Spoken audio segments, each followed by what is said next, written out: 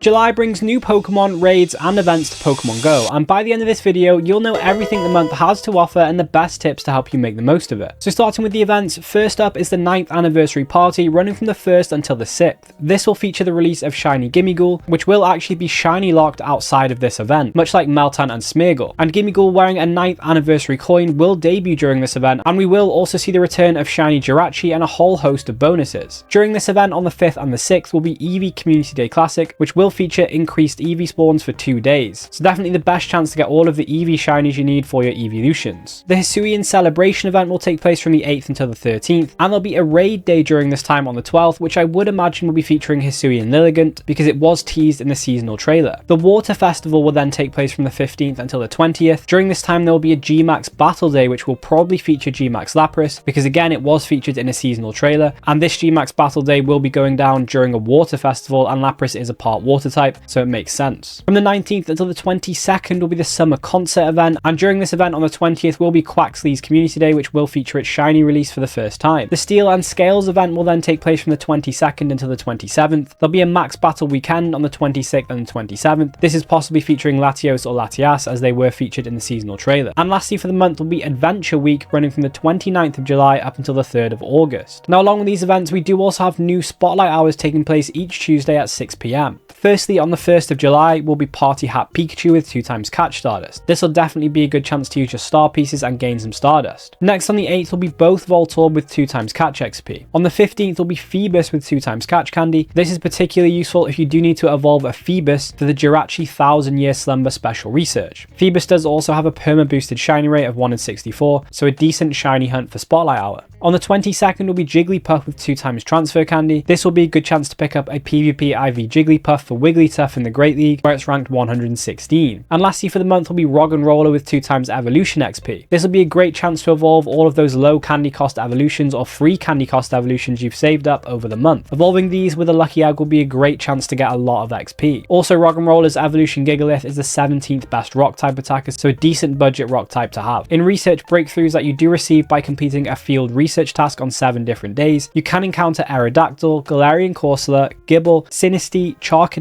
or Frigibax. And Galarian Corsola is a good encounter here because it is ranked 6 in the Great League, but it will have a 10-10-10 IV floor when you catch it from a research breakthrough, so worth trying to mirror trade with somebody to lower the attack IV if you can. Gibble is always a good encounter because Garchomp is a strong Pokemon, especially in its Mega form, where it's the 2nd best Dragon type attacker with Dragon Tail and Outrage, and it's the 2nd best Ground type attacker with Mudshot and Earth Power. And likewise, Frigibax is good for raiding because Baxcalibur is the 7th best Ice type attacker with Ice Fang and Avalanche, and it's decent in the Master League where it's ranked 66. And we also have new raids and max battles for July. For the 5-star raids we have Cobalion running from the 30th of June until July 8th, and it has a raid hour on the 2nd. Then we have the debut of Solgaleo in 5-star raids from the 8th until the 14th with a raid hour on the 9th. Following this will be Terrakion from the 14th until the 22nd with a raid hour on the 16th. Lunala will then make its 5-star raid debut from the 22nd to the 28th, and it will have a raid hour on the 23rd. And lastly for the month will be Virizion from the 28th until the 4th of August with a raid hour on July 30th. And in 5-star shadow raids for the month will be Shadow Registeel. For the mega raids we have Mega Aggron running from June 30th until July 8th. Then we have Mega Charizard X from the 8th until the 14th. Next will be Mega Blastoise from the 14th until the 22nd. Mega Venusaur will then be taking over until the 28th. And lastly will be Mega Aerodactyl from the 28th of July up until the 4th of August. For the max battles we do have Max Shuckle from June 30th until July 6th, and it will feature in Max Mondays on the 30th of June at 6 PM. Max Ghastly will then be returning from the 7th until the 13th, and it will appear for Max Mondays on the 7th. Max Wailmer will be making its debut from the 14th until the 20th, and it will be in Max Mondays on the 14th. Max Darumaka will then be returning from the 21st until the 27th, appearing for Max Monday on the 21st. And lastly, Max Kabuto will be debuting from the 28th until the 3rd of August, and it will feature for Max Mondays on the 28th. And with that said, how good are these raid and max battle Pokemon, and which are most worth your raid passes and max particles? So starting with the 5-star raids, Cobalion is the 21st best fighting type attacker with Double Kick and Legacy move Sacred Sword, but it is in Go Battle League where it shines. Cobalion is ranked 31 in the Ultra League and it's ranked 75 in the Master League. Solgaleo will be available for the first time from raids and is a great Pokemon to raid despite it being shiny locked, because it is one of the best Pokemon in the Master League where it's ranked 4. It's also fusion material for Duskmane Necrozma along with Necrozma itself, but as the Necrozma fusions do take on the IVs and the shiny status of Necrozma, it could be worth keeping some spare non-shiny lower IV Solgaleo Solgaleo for fusions if you do want to do some fusions in the future because you haven't got them yet or you want more of them. However, you won't be able to get any fusion energy from these raids, so you will need to wait until the Fusion Necrozma raids return for that. And Duskmane Necrozma is ranked 13 in the Master League, and it's the third best steel type attacker overall with Metal Claw and Sunsteel Strike. We also have Terrakion returning this month, and it is the fourth best fighting type attacker overall with moveset Double Kick and legacy move Sacred Sword. It's also not bad in the Master League where it's ranked 95, so if you are powering one up for raid attacking, then it can double up in the Master League as well. We then have the debut of Lunala in raids, and again it can't be shiny, but it is well worth raiding nonetheless. This is because it is ranked 10 in the Master League, and it's the 7th best ghost type attacker with Shadow Claw and Shadow Ball as its moveset. And again, much like Solgaleo, it is used as fusion material, this time for Dawnwings Necrozma, so worth keeping some spare non-shiny low IV Lunala for fusion. And Dawnwings Necrozma is ranked 6 in the Master League, and it's the best ghost type attacker in the game with Psycho Cut and Moongeist Beam. And lastly, for the 5-star raid bosses, we have Virizion, which is a pretty strong Pokemon in the Ultra League where it's ranked 57. And again, like Terrakion, it does want legacy move Sacred Sword to be at its best, which it won't have from these raids, so it will require an elite charge TM if you do want this move. For mega raids, Mega Aggron is the 10th best steel type attacker overall, so worth having to boost other steel types like Duskmane Necrozma and Crown Zacian and Zamazenta, especially if you don't have access to Mega Sizzle or Mega Lucario. It's less of a priority though if you do have access to these. We then have Mega Charizard X, and the energy you get from these raids can be used to Mega Evolve Charizard into the Y form as well, which is the more relevant form in Pokemon Go, with it being the #1 fire type attacker with Fire Spin and legacy move Blast Burn, which again will require an elite charge TM to get. The candy you get from Charizard is also useful for any G-Max Charizard you might have or you might get in the future, because G-Max Charizard is an S tier Pokemon for max battles, being one of the best fire type attackers, and the candy will be useful for powering up and unlocking its max moves. Mega Blastoise is a good option to raid because it is the 4th best water type attacker with Water Gun and legacy move Hydro Cannon. And Blastoise itself does also see play in the Go Battle League, where it's ranked 83 in the Great League and it's ranked 42 in the Ultra League. Worth noting though that for both of these leagues you do actually want low attack IVs, which is often the case for Pokemon in Go Battle League in the capped CP leagues, because you generally want to power up a Pokemon more before it reaches the Battle League CP cap, and attack is what increases CP the most, so you want to have that as low as you can most of the time. So unless you're going to be mirror trading some of these with someone to try and reroll the attack IV, the 10-10-10 IV floor from raids is a little bit of a problem. So if you are after a Go Battle League Blastoise, then it's probably best catching Squirtle in the wild like you can do during the 9th anniversary party event. Again, the candy will be useful for G-Max or Max Blastoise, which is a pretty useful and accessible tank for max battles. For Mega Venusaur, it's the 2nd best grass type attacker with Vine Whip and legacy move Frenzy Plant, and it's the 14th best poison type attacker with Vine Whip and Sludge Bomb. G-Max Venusaur again is a decent Pokemon for max battles as well, so candy could be useful for it. And lastly, for the Mega Pokemon, Mega Aerodactyl will be available, and it is the 5th best rock type attacker with Rock Throw and Rock Slide. Catching Aerodactyl might also be worth it as well if you're stuck on the Let's Go Meltan research that requires you to catch one. And briefly for the max Pokemon, Max Shuckle isn't going to be very relevant in max battles unfortunately, so it's not really worth battling this one. Max Ghastly however is worth it for picking up candy for G-Max Gengar, which is the best ghost type attacker for max battles, and it will be the best for the future as well. And if you don't have G-Max Gengar yet, it probably will return around Halloween time. Max Wailmer makes its debut, and Max Wailord has a really high HP stat of 347, so it will be a strong max Spirit user. It's not going to be on the same level as Max Blissey though. Max Darumaka will be worth it because Max Darmanitan is a strong fire type attacker and a decent Pokemon to have on a budget. And Max Kabuto's evolution Kabutops could have been a great rock type attacker for max battles, but it doesn't actually have access to a rock type fast attack at the moment, so it can't use the rock type max move. However, it might get access to a rock fast attack in the future, and catching Kabuto here will also help you out with the Let's Go Meltan research if you're stuck on that. And some additional tips for this month: if you are trying to evolve your Cubfu into the Rapid Strike Urshifu, you do need to beat 30 water type Pokemon in max battles or in raids. And this month we do have Mega Blastoise, Max Kabuto and Max Wailmer that can help with that. And Mega Aggron is also a decent one for Bisharp if you're trying to evolve it into King Gambit, with it being a steel type Pokemon. And the first event in July is going to be the 9th anniversary party event, and if you want to know more about this event and the best tips for it, then I recommend checking out this video on the screen now, and I'll catch you in the next one.